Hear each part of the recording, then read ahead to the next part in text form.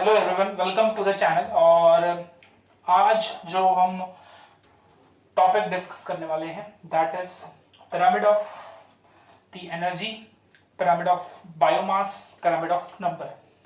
Simply बोलूं तो ecological pyramid के बारे में हम आज डिस्कस करेंगे। इसके अलावा प्रोडक्टिविटी के बारे में भी डिस्कस करने वाले हैं। Right, before that previous lecture that is lecture number 6 में हमने डिस्कस किया था फूड चेन, फूड वेब के बारे में, न्यूट्रिएंट इमोबिलाइजेशन, फिल्टर, फीडर। सो ये सब टर्म्स इंपॉर्टेंट है, इसको आपको याद रखना है। Trophic level T1, T2, T3, T4 इसको भी आपको याद रखना है। राइट, एक इंपॉर्टेंट टॉपिक था फूड वेब से, राइट, उसको मैं कंप्लीट करके फिर हम productivity and the ecological pyramids पर जाएंगे। राइट, सो पहले हम वो टर्म देख लेते हैं, दैट टर्म इज होम्योस्टैसिस। कुछ लोग आप इस वर्ड से फेमिलियर हो गए। इकोसिस्टम इज अ डायनामिक या फिर functional system, is a dynamic functional system. Why? Because there is a continuous interaction going on between biotic and abiotic. लगातार इंटरैक्शन कर रहे हैं। राइट, एक भी सेकंड नहीं है जब हम इंटरैक्शन से दूर हैं। बायोटिक एबायोटिक फैक्टर्स का लगातार इंटरैक्शन हो रहा है। Right, so ecosystem is present in an equilibrium position. ऐसा क्यों कर रहे हैं, क्यों लगातार इंटरैक्शन हो रहा है? ताकि there is maintenance of the equilibrium in the ecosystem, and this is what is known as what homeostasis. जब इकोसिस्टम इक्विलिब्रियम पोजीशन पर होगा उसी को हम क्या कहेंगे students? Homeostasis. Next, ecosystem is a also self maintainable and self regulatory system। हमने already पढ़ा है कि self maintainable है and self regulatory system है। It means what? An ecosystem maintains a balance between different trophic level। क्या कर रख रहा है ये? डिफरेंस बनाकर रख रहा है between the different trophic levels। right, it is maintaining a balance between different trophic levels। अब आप देख सकते हो हर एक ट्रॉपिक लेवल में आपको कुछ चीजें अलग दिखाई देंगी। Right, each trophic level controls the other trophic level in an ecosystem. Control कैसे कर रहा है? राइट, वही हम डिस्कस करेंगे in the ecological pyramid. Right, suppose producer ज्यादा है, राइट, सो जो हर्बीवोरस होंगे वो भी थोड़े से ज्यादा होंगे। राइट, बट हर्बीवोरस थोड़े ही ज्यादा हैं, इस वजह से कार्निवोरस क्या होंगे? एज कंपेयर टू हर्बीवोरस कम होंगे। तो यहां पर कंट्रोल हो रहा है। Right, we take example of frog. Right, suppose frog जो है, फ्रॉग उसका क्या हो रहा है? पॉपुलेशन कम हो रहा है। राइट, सो यहां पर जो फ्रॉग का पॉपुलेशन उसके कम होने से क्या होगा? इंसेक्ट्स का पॉपुलेशन बढ़ेगा, कंट्रोल हो रहा है। राइट, और फ्रॉग को खाने वाले जो एनिमल्स हैं उनका पॉपुलेशन क्या होगा? कम होते जाएगा, बिकॉज फ्रॉग है नहीं। राइट, किसी वजह से वो एक्सटिंक्ट हो गया है, तो फ्रॉग का पॉपुलेशन एक्सटिंक्ट होने की वजह से ट्रॉपिक लेवल पर असर पड़ रहा है। राइट, इंसेक्ट्स जो है वो बढ़ रहे हैं और फ्रॉग को खाने वाले जो कंज्यूमर्स हैं वो कम हो रहे हैं, बिकॉज उनको खाना नहीं मिल रहा है। राइट, सो इस तरीके से क्या हो रहा है? वहां पर कंट्रोल हो रहा है हर एक ट्रॉपिक लेवल। हर एक ट्रॉपिक लेवल अपने अपने दूसरे टॉपिक लेवल का या अपने से जो ऊपर वाला टॉपिक लेवल है उसको क्या कर रहा है? कंट्रोल कर रहा है। इफ एनी चेंज, जैसे मैंने बताया कुछ भी चेंज हो रहा है, यहां पर अभी मैंने चेंज के बारे में आपको बता भी दिया है। If any change take place in any trophic level of the ecosystem, the other trophic levels of this ecosystem में रिएक्ट अकॉर्डिंग टू इट। एक रिएक्ट हो रहे हैं ना, रिएक्ट हो रहे हैं, इंसेक्ट्स बढ़ रहे हैं और जो फ्रॉग को खाने वाले एनिमल्स हैं वो या फिर कंज्यूमर्स हैं वो कम हो रहे हैं। तो यहाँ पर आपको एक टॉपिक लेवल में, दोनों टॉपिक लेवल में क्या दिख रहा है? रिएक्शन, बिकॉज एक टॉपिक लेवल में क्या हुआ है? चेंजेस। राइट, सो इसको आपको ध्यान में रखना है। सो ecosystem always remains equilibrium. Right, इसी वजह से जो इकोसिस्टम है वो क्या है? इक्विलिब्रियम है, बिकॉज वो कहीं ना कहीं क्या है? सारी चीजों को बैलेंस कर चल रहा है। राइट, सो यहाँ पर ऐसे नहीं होगा कि फ्रॉग जो है, फ्रॉग के कम होने की वजह से जो उसको खाने वाले ऑर्गेनिज्म है उनमें कोई कमी आएगी। राइट, वो कुछ ना कुछ कहीं ना कहीं से वो इकोसिस्टम है वो क्या करता है? अपने हिसाब से एक प्रॉपर बैलेंस बनाकर चलता है। Right, this is what is homeostasis. याद रखना, it is self maintainable, self regulatory system इसके बाद ये याद रखना, each trophic level controls the other trophic level in ecosystem. उसके बाद ये पॉइंट चेंज हो रहा है अगर कोई भी ट्रॉपिक लेवल पे, तो उसका चेंज जो है वो बाकी सारे ट्रॉपिक लेवल पर भी आपको दिखाई देगा, right. So this is what is the homeostasis. So students, अब बहुत ही इंपॉर्टेंट टॉपिक एक और इस चैप्टर से हम लेने वाले हैं, that is pyramids of ecosystem, right. Pyramids of ecosystem. What is pyramids of ecosystem? It is a graphical representation. What is pyramid of ecosystem? Graphical representation of ecological parameters. किसका representation है ये? Ecological parameters के at different tropic level. Right? हमने कुछ tropic level पढ़े हैं, T1, T2, T3, T4. Right? So that is tropic level. Right. So different tropic level पर बात करने वाले हैं किसमें? इकोसिस्टम में, राइट। सो ये इकोलॉजिकल पैरामीटर्स बहुत ही की वर्ड है। अब ये पैरामीटर्स क्या क्या हैं, right. Parameters are number, biomass, energy, right. तो जो पैरामीटर्स हैं वो कौन से हैं? Number, biomass and energy, right. तो ये तीन पैरामीटर्स हैं जिस पर हम क्या ड्रॉ करेंगे? एक ग्राफिकल रिप्रेजेंटेशन। जो ये पिरामिड है उसको first pyramid was formed by Charles Elton. किसने बनाया था इसको फर्स्ट टाइम? Charles Elton. इस वजह से इसको एक और नाम है, so we called it as the Eltonian pyramids. इस वजह से इसको क्या कहा जाता है? Eltonian pyramids. अब पिरामिड्स के स्ट्रक्चर के बारे में देखते हैं, right. In pyramids basal, mid and top tiers show the parameters, right. तो तीन आपको सेक्शन दिखाई देंगे, एक होगा बेसल, राइट, उसके बाद होगा मिड, फिर होगा टॉप। तो कुछ इस तरीके से आपको दिखाई देगा ये, राइट। तो ये है अपना टॉप, ये है अपना मिड और ये है बेसल, राइट। सो ये तीन कंपोनेंट्स हैं जो कि आपको किसमें दिखाई देगा? पिरामिड्स में, right. So basal, mid, top tiers show the parameters. यही है जो क्या शो करेंगे? पैरामीटर्स। कौन से parameters? Number, biomass, energy, right. Parameters values for producer, herbivorous, carnivorous in the ecosystem, right. So यहां पर ये पैरामीटर जो है वो यहां पर आपको क्या दिखाई देंगे? Values, right. वैल्यूज यहां पर आपको दिखाई देंगे, राइट। सपोज यहाँ 100 है, 100 क्यों? बिकॉज आपको ये दिख रहा है कि ये लेंथ बड़ा है, तो ये 100 है। फिर ऊपर जाएंगे तो मिड वाला जो है वो क्या दिखाई देगा आपको? वहां पर 10 दिखाई देगा, राइट, बिकॉज वो छोटा है as compare to the basic. फिर टॉप पर जाएंगे 1 दिखाई देगा, राइट। मैं एक हाइपोथेटिकल सिचुएशन बता रहा हूँ, 100, 10, 1। तो यहां पर आप देख रहे हो कि जो वैल्यू है वो क्या हो रहा है? ऊपर जाते जाते कम होते जा रही है, right. So that is what is this pyramid, right. Parameters याद रखना है, नंबर, बायोमास, एनर्जी, पिरामिड का structure, basal, mid, top, right. आगे बढ़ते हैं। जो पिरामिड्स हैं, पिरामिड्स ऑफ इकोसिस्टम, वो 3 टाइप के हैं, राइट। पैरामीटर्स पे ही है वो, किस पर डिपेंडेंट है? Parameters, right. पैरामीटर्स जो है वही आपको ये चीज यहां पर भी दिखाई दे रही है, राइट। सो पहला है पिरामिड्स ऑफ नंबर, पहला क्या है? Pyramids of number. नेक्स्ट है पिरामिड ऑफ बायोमास, सेकंड क्या है? पिरामिड ऑफ बायोमास, और थर्ड क्या है? Pyramid of energy, right. So ये 3 आपको टाइप के पिरामिड है that are based on the parameters, number, biomass and energy. So अब नेक्स्ट स्टूडेंट्स स्टार्ट करते हैं with the pyramids, right. Ecosystem का सबसे पहला पिरामिड है pyramid of number, right. Number of biotic factors, किसके बारे में हम डिस्कस करेंगे? Number of biotic factors. So what is given in this type of pyramid?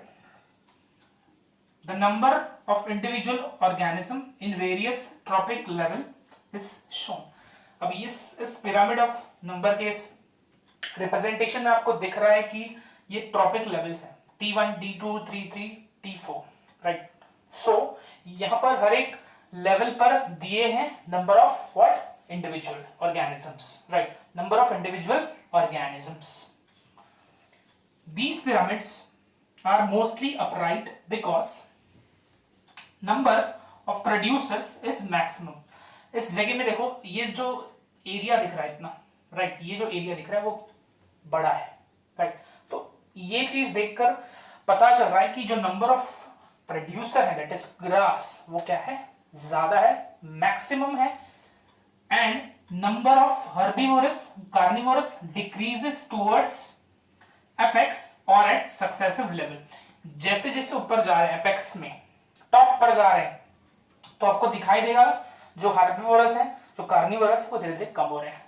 T2 trophic level 2 पर रैबिट है, रैबिट और ग्रास इनके नंबर आपको डिफरेंस दिख रहा है, राइट। ये बड़ा है, ये उसके कंपैरिजन में छोटा है, तो यहां पर जो नंबर है उसका आपको डिफरेंस दिखाई दे रहा है, राइट। अब इसमें एग्जांपल दिया है grassland ecosystem and aquatic ecosystem, right. So pyramid of number आपको कहां दिखाई दे रहा है, ग्रासलैंड इकोसिस्टम में, तो यहां पर आपको दिखेगा ये, और एक्वाटिक इकोसिस्टम में जो इस पिरामिड में दिख रहा है, राइट। आगे बढ़ते हैं। But in tree ecosystem, tree ecosystem की बात हो रही है, एक झाड़ है, right. The pyramid of number is inverted, उल्टा है। ये वाला डायग्राम को दिख रहा है, ये क्या है, इन्वर्टेड। यहां पर अपराइट है दोनों ही केस में, ग्रासलैंड इकोसिस्टम में भी और एक्वाटिक इकोसिस्टम में भी। This is called parasitic ecosystem. इसको हम क्या कहेंगे, ट्री इकोसिस्टम को पैरासिटिक इकोसिस्टम। अब ये इन्वर्टेड क्यों है इसको देखते हैं। Because birds are what, herbivores, right, they are dependent on tree which are producers, and parasites which are again the consumers depend on birds, right। so इससे क्या हो रहा है, therefore इससे क्या हो रहा है, right, therefore with increase in the number of trophic levels the number of organism increases sequentially, right। so यहां पर आपको inverted क्यों दिखाई दे रहा है, right, because जैसे जैसे ट्रॉपिक लेवल में हम आगे बढ़ रहे हैं, T1 T2 T3, जो नंबर है ऑर्गेनिज्म का वो कम हो रहा है, राइट। सो ट्रीज के बाद बर्ड्स ज्यादा हैं, उसके बाद फॉलोड बाय पैरासाइट्स थोड़े से और ज्यादा है, राइट। तो यहां पर आपको ये दिखाई दे रहा है, तो इसको याद रखना है। पैरासिटिक इकोसिस्टम या फिर ट्री इकोसिस्टम जो है उसका जो पिरामिड ऑफ नंबर होता है वो क्या होता है, इन्वर्टेड। आगे बढ़ते हैं, बहुत इंपॉर्टेंट है, maximum number of producer are present in aquatic ecosystem. इसको आपको ध्यान में रखना है कि जो मैक्सिमम नंबर ऑफ प्रोड्यूसर होते हैं they are present in the aquatic ecosystem. आगे बढ़ते हैं, the number of organism at any trophic level depends upon the ability of the organism, right, it depends upon the ability of organism which are used as food on lower level, so availability of food is the main factor।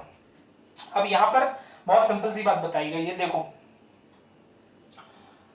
Grass, right, grass जो है इसको कौन feed करने वाला है, rabbit, right. Grass को fox नहीं feed करेगा, राइट। सो इस केस में क्या होगा कि जो रैबिट है उनका नंबर ज्यादा होगा, राइट। अब जब फॉक्स रैबिट को ईट करेगा तो ऑलरेडी रैबिट का नंबर कम है एज कंपेयर टू ग्रास, तो क्या होगा, जो फॉक्स है उसका number as compare to rabbit कम हो जाएगा, राइट। सेम, अब फॉक्स जो है उसका नंबर कम है, right, as compare to rabbit and grass. तो अब जो लायन है जो फॉक्स पर फीड करने वाला है उसका नंबर भी कम रहेगा, right. So it is depending upon the availability of a food, right. Same इस केस में भी आपको दिखेगा, फाइटोप्लैंक्टॉन्स दे आर मोर, उनसे कम है ज़ूप्लैंक्टॉन्स, राइट। बट ज़ूप्लैंक्टॉन से भी कम कौन है, स्मॉल फिशेस, राइट, बिकॉज ज़ूप्लैंक्टॉन जो है वो कम है, राइट। अगेन स्मॉल फिश को कौन फीड कर रहा है, लार्ज फिश। स्मॉल फिश का जो नंबर है वो कम है, इस वजह से लार्ज फिश का भी नंबर क्या है, कम है। तो यहाँ पर यही दिया हुआ है कि जो ऑर्गेनिज्म है at any trophic level it depends upon the availability of the organism which is used as a food, जो उसे वो एज अ फूड यूज करेगा, राइट। तो यहाँ पर रैबिट जो है, rabbit is a food for fox, rabbit is a food for fox, but rabbit is already less in number, तो इस वजह से fox का भी नंबर क्या है, कम है, it is very much less, right। so ये आपको समझना है, तीनों ही पिरामिड याद रखना, ये इस पर क्वेश्चन आता है, इसको याद रखना है कि इन्वर्टेड होता है, राइट। इसका रीजन भी आपको पता होना चाहिए। एंड ऑफ कोर्स अपराइट वाले कौन से हैं यहाँ पर आपके, the grassland ecosystem and the aquatic ecosystem and the tree ecosystem which is also called the parasitic ecosystem is what, the inverted, right. So pyramid of number याद रखना है। इसमें मैक्सिमम कौन से होंगे, grasses in case of grassland, aquatic में maximum कौन से होंगे, फाइटोप्लैंक्टन्स, राइट। लोवेस्ट कौन से होंगे, यूनिवर्स, और यहां पर भी आपको जो लार्ज फिशेस हैं वो सबसे कम होंगे। और एक और चीज आप यहां पर समझ सकते हो कि जो बेस वाले ऑर्गेनिज्म है, राइट, वो ज्यादा हैं, जो अपेक्स वाले हैं वो कम है। Same in both the cases, but यहां पर देखोगे जो बेस वाले हैं वो कम है, जो अपेक्स वाले हैं, टिप वाले हैं, टॉप वाले हैं, वो क्या है, ज्यादा है। स्टूडेंट्स नेक्स्ट है पिरामिड ऑफ बायोमास, राइट।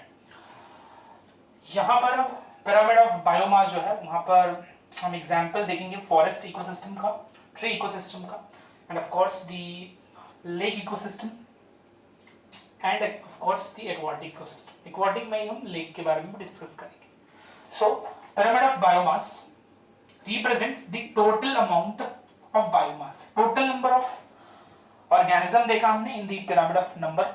यहां पर हम देख रहे हैं total number of biomass of each tropic level of the ecosystem. Mostly these pyramids are again upright. Pyramids जो हैं वो बायोमास के केस में भी हमेशा क्या होंगे, जन upright. Example forest ecosystem and tree ecosystem. अब ट्री इकोसिस्टम के बारे में हमने अभी पढ़ा था पिरामिड ऑफ नंबर में, जहां पर क्या है, इन्वर्टेड। बट जब हम पिरामिड ऑफ बायोमास की बात करें तो जो ट्री इकोसिस्टम है वो क्या है, अपराइट है। आगे बढ़ते हैं। Pyramids of biomass in aquatic ecosystem is inverted. तो इन्वर्टेड कहां है, एक्वाटिक में, right, because it is producer are microorganism. Producer कौन होते हैं, microorganism, and their biomass is very less. Numbers definitely ज्यादा होता है, इसमें कोई डाउट नहीं, राइट। छोटे छोटे होते हैं तो बहुत जल्दी जल्दी मल्टीप्लाई करते हैं, राइट। सो यस कि उनका नंबर तो ज्यादा होता है, बट बायोमास की बात करें तो बायोमास क्या होगा, कम होता है, बिकॉज साइज काफी स्मॉल है, राइट। सो याद रखना है कि जो पिरामिड ऑफ बायोमास है इन case of aquatic ecosystem it is inverted. यहां पर दिया हुआ है T1, T2, T3, T4 phytoplanktons, right. अब ये फाइटोप्लैंक्टन्स क्या होंगे, दे आर प्रोड्यूसर। जैसे ऊपर जाएंगे आपको दिखाई देगा कि बायोमास बढ़ेगा, बायोमास कम नहीं होगा। कम किसके पास है, प्रोड्यूसर के पास। धीरे धीरे जैसे जाएंगे ऊपर बढ़ते जाएगा। This is what is inverted, right. अब ऐसा क्यों होगा, देखो जो लार्ज फिशेस हैं वो क्या खाएंगे, स्मॉल फिशेस को, राइट। और जो स्मॉल फिशेस हैं वो किसको खाएंगे, ज़ूप्लैंक्टन्स को, राइट।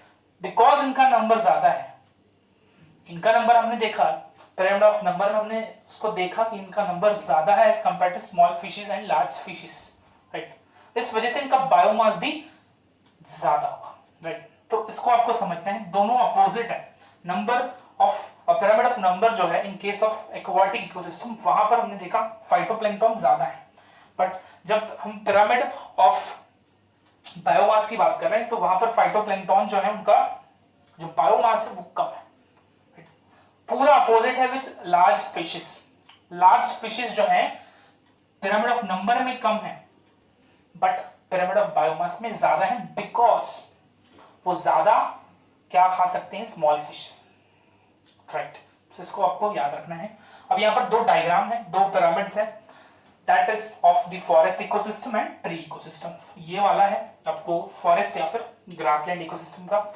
यहाँ पर आपको दिखाई दे रहा है अगेन, ये क्या है, अपराइट है। क्या है ये, अपराइट है। ग्रास सबसे ज्यादा बायोमास, राइट, रैबिट, उसके बाद फॉक्स, देन लायन। तो यहाँ पर आपको दिखेगा अपराइट जैसे जैसे हम ऊपर जाएंगे, राइट। अब ट्री इकोसिस्टम में हमने पिरामिड ऑफ नंबर में क्या देखा था, they are inverted, right. But tree ecosystem where we study pyramid of biomass, वहां पर अपराइट है। सबसे ज्यादा बायोमास ट्री, राइट, उससे कम बर्ड्स, राइट, और उससे भी कम पैरासाइट्स, राइट। बर्ड्स और पैरासाइट्स, बर्ड्स क्या है, कम है, इस वजह से उनको पैरासाइट्स को जो बायोमास मिलेगा वो भी कम मिलेगा। This is grassland ecosystem, tree ecosystem and the aquatic ecosystem, right. Pyramid of biomass में याद रखना है कि एक्वाटिक इकोसिस्टम जो है वो क्या होता है, इन्वर्टेड, राइट, इन्वर्टेड होता है। और पिरामिड ऑफ नंबर जो है वो किस केस में इन्वर्टेड होता है, इन case of the tree ecosystem. यहां पर पिरामिड ऑफ लिख दिया, यहां पर भी आपको कुछ इन्वर्टेड टाइप्स ही दिखाई देगा, राइट, बिकॉज रिलेट कर सकते हो आप लेक एंड एक्वाटिक को।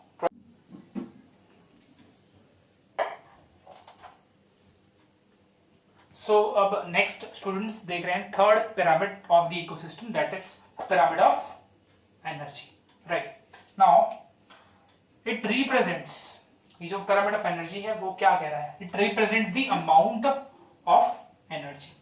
हमने देखा पिरामिड ऑफ नंबर में देखा number of the organism at each tropic level, right. उसके बाद हमने देखा the biomass, pyramid of biomass, जिसमें हमने देखा the amount of biomass, right. फिर थर्ड अभी हम देख रहे हैं द पिरामिड ऑफ एनर्जी, जिसमें हम देख रहे हैं the amount of energy at different tropic level. हर एक ट्रॉपिक लेवल पर हर एक जो पैरामीटर है वो अलग अलग आपको दिख रहा है, राइट। स्टार्ट करते हैं। The energy pyramids are also what, always upright, because upright, देखो अपराइट का मतलब क्या होता है, इरेक्ट, राइट। अपराइट मतलब क्या होता है, erect, because there is gradual decrease in energy at successive trophic level, right. जो एनर्जी है वो धीरे धीरे धीरे कर हर एक, जैसे जैसे ट्रॉपिक लेवल पर हम बढ़ते जाएंगे ऊपर, T1 से T2, 3, 4, तो जो एनर्जी है वो कम होते जाएगी। देखते हैं, according to the 10% law of Lindeman, very important law, 10% law of Lindeman, 90% part of obtained energy of each organism is utilised, right. So यहां पर आपको समझना है कि जो 90% एनर्जी है वो हर एक ऑर्गेनिज्म क्या करता है, यूज कर लेता है, right. Where in their various metabolic activities, right. And जो रिमेनिंग 10% है, मैंने बताया ना कि 100% में 90% जो है वो हर एक ऑर्गेनिज्म यूटिलाइज करता है, right, for metabolic activities and heat. जो रिमेनिंग 10% है, एनर्जी इज ट्रांसफर्ड। कितनी परसेंट एनर्जी ट्रांसफर होती है, only 10% to the next trophic level. आपको यहां दिखेगा सनलाइट जो है उससे हमको कितना एनर्जी मिल रहा है, 10 लाख जूल्स। बट जैसे जैसे ऊपर जा रहे हैं तो आपको दिख रहा है कि सिर्फ 10% ही ट्रांसफर हो रहा है एट डिफरेंट ट्रॉपिक लेवल। यहां पर क्या है, 10,000, राइट। फिर 10,000 से क्या है 1000, फिर क्या है 100, फिर 100 से क्या है 10। तो आपको दिख रहा है जैसे जैसे हम ऊपर बढ़ रहे हैं टू द ट्रॉपिक लेवल, जो एनर्जी है वो क्या होती जा रही है, कम होती जा रही है। और सिर्फ कितनी परसेंट ट्रांसफर होगी, 10% ही ट्रांसफर होगी, राइट। सो इससे क्या होगा, therefore top consumers like lions are ecologically weakest. Ecologically weakest because ecology में उनका कोई साथ नहीं दे रहा है, right. But they are physically strong, but they are what, physically strong. जितनी भी एनर्जी मिल रही है वो एनर्जी भी शायद, ये एक बहुत ही अनयूजुअल सी चीज है कि कम एनर्जी मिलने के बावजूद जो लाइन है they are the physically strongest, right. Pyramid of energy represent productivity of ecosystem. क्या रिप्रेजेंट कर रहा है, productivity of ecosystem as well as the transfer of production in the ecosystem. जो एनर्जी है वो कैसे क्या हो रही है, ट्रांसफर हो रही है, राइट। सो यहां पर प्रोडक्टिविटी भी दिखाता है as well as the the transfer of production of ecosystem भी क्या दिखा रहा है, right. So this is what is what, pyramid of energy.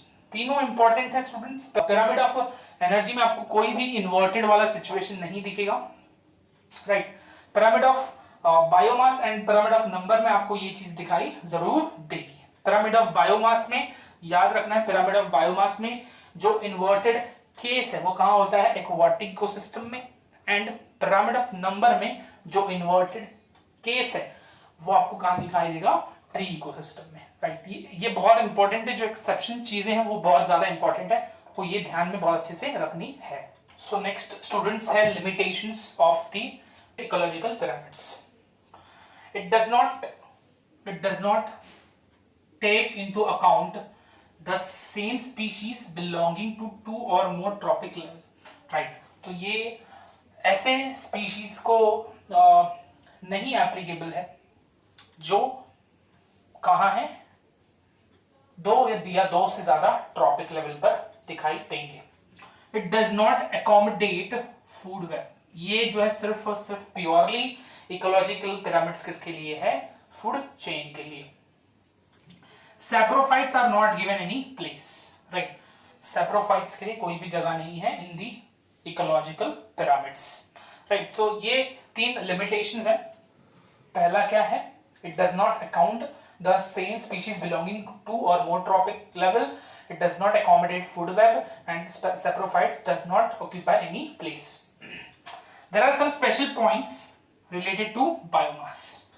कुछ important points है. पहला point है standing crop. What is standing crop? Right, standing crop is not the erect or upright crop. इसको याद रखना है. Standing crop is what? Nothing but the total amount of living organic matter.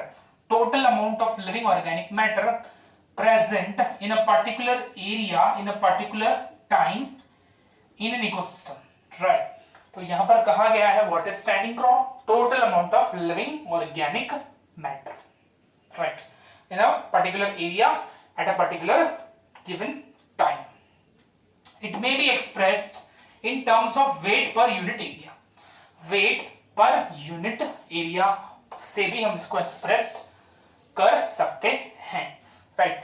Biomass is the standing crop. Biomass जो है is the standing crop expressed in terms of weight. तो biomass क्या है, it is the standing crop, right. It is the total amount of living organic matter, organisms mass, that is the organisms mass.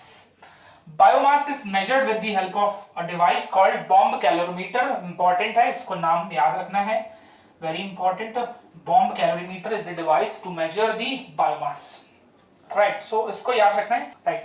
Standing crop में आपको दिखाई देगा particular area in a particular time, right, and it is per unit area, right. It may be expressed in terms of weight per unit area, right. अब आगे बढ़ते हैं. Standing quality और standing state.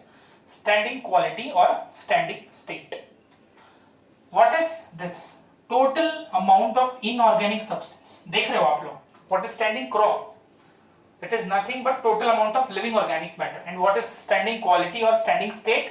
The total amount of inorganic substance such as phosphorus, sulfur, nitrogen, hydrogen, etc. present in a particular area at a particular time in the ecosystem. Right. So दोनों को दिख रहा है कि जब inorganic substance की measurement की बात होगी तो हम क्या कहेंगे उसको, स्टैंडिंग क्वालिटी और स्टैंडिंग स्टेट. और जब ऑर्गेनिक मैटर की बात होगी तो उसको हम क्या कहेंगे, standing crop, right, which is equivalent to biomass. आगे बढ़ते हैं.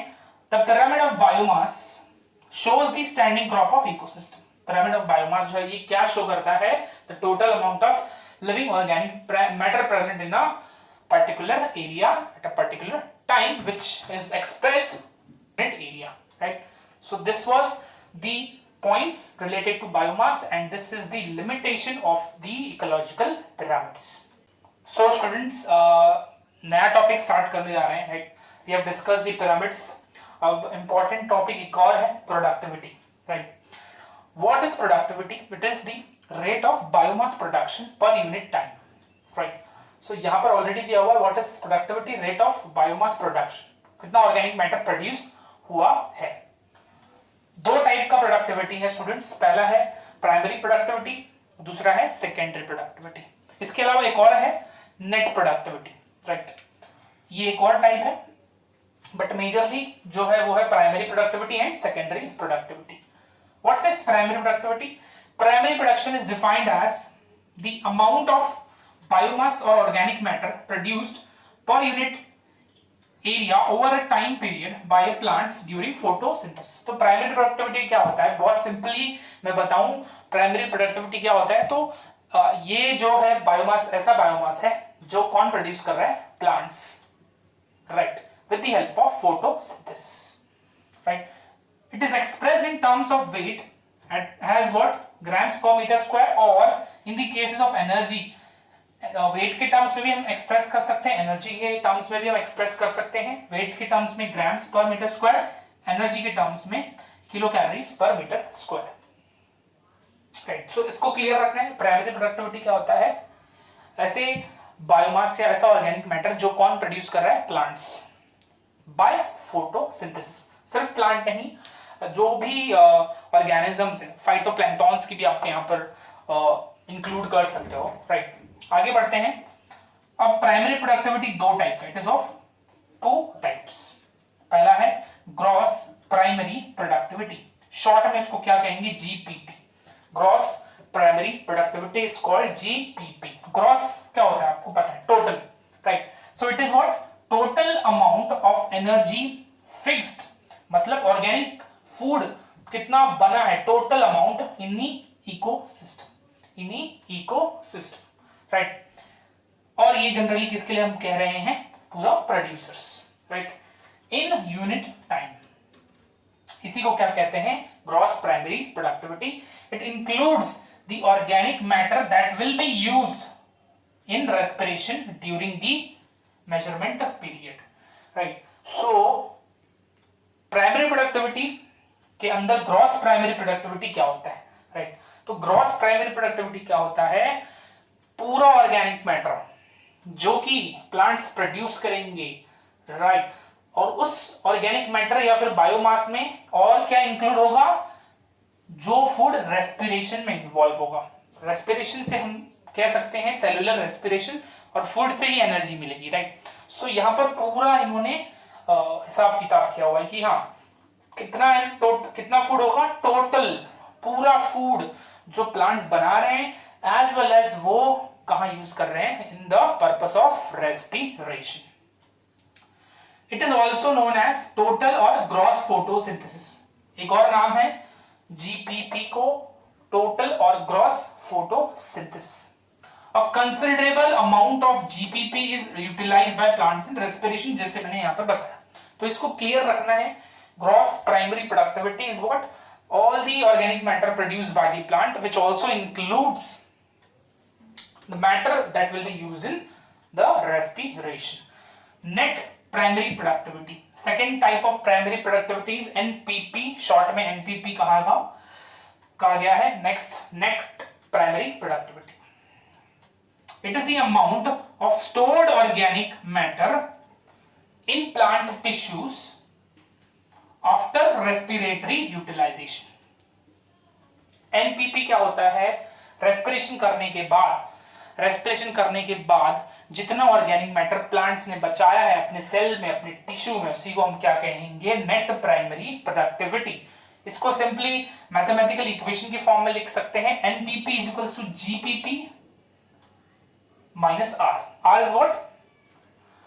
मेटाबॉलिक एक्टिविटी या रेस्पिरेशन के लिए जो ऑर्गेनिक मैटर यूज हो रहा है, राइट। सो NPP क्या होगा? GPP। इसमें हमने क्या देखा हम इसमें क्या इंक्लूड करते हैं? सारा कुछ, सारा बायोमास टोटल यहां पर देख रहे हैं। ग्रॉस मतलब क्या होता है? Total, right. तो उस टोटल में से जब रेस्पिरेशन के लिए जो ऑर्गेनिक मैटर यूज हो रहा है उसको निकाल दोगे, that will be NPP, net primary productivity. ये हो गया। इसका एक और इक्वेशन है यहां पर, GPP is equals to NPP plus R। तो आप दोनों तरीके से समझ सकते हो, right. What is GPP? NPP plus R। What is NPP? GPP minus R। Next है secondary productivity. Primary productivity clear रखना है, दो टाइप है, ग्रॉस, नेट। ग्रॉस में याद रखना है सारा organic matter which will also include the matter that will be used for respiration। Net में हम क्या करेंगे? Subtracting the R, that is the matter that will be used for respiration। Secondary productivity क्या होगा? अब जो बचा है, इसके बाद जो बचा है, राइट, रेस्पिरेशन में यूज हुआ, प्लांट ने अपने लिए, फिर प्लांट ने क्या किया? स्टोर कर रखा ऑर्गेनिक मैटर, राइट। अब प्लांट्स को कौन खा रहा है? कंज्यूमर्स। सो सेकेंडरी प्रोडक्टिविटी क्या होता है? Rate of formation of new organic matter bye consumers. Directly वो किसके ऊपर डिपेंडेंट है? On the plants. तो Secondary productivity is the rate of formation of new organic matter by the consumers. अब आगे बढ़ रहे हैं, थर्ड टाइप कह लो या फिर इसको एक इंपॉर्टेंट नोट के तौर पर लिख सकते हो, नेट प्रोडक्टिविटी और net community productivity. Net productivity is also called net community productivity, right. इसको नोट डाउन कर रखना है. Rate of storage of organic matter that is not used by heterotrophs. अब क्या किया इन्होंने, कंज्यूमर्स ने क्या किया, न्यू ऑर्गेनिक मैटर्स बनाए, सिंथेसाइज किए हैं. अब उसमें से वो भी क्या करेंगे, रेस्पिरेशन में यूज करेंगे. अब रेस्पिरेशन में यूज होने के बाद जो बचेगा that will be your net community productivity या नेट प्रोडक्टिविटी. इसके लिए भी इक्वेशन है एनपी या फिर ये एनसीपी भी बोल सकते हो. Net productivity is equals to NPP minus HR, heterotrophs respiration.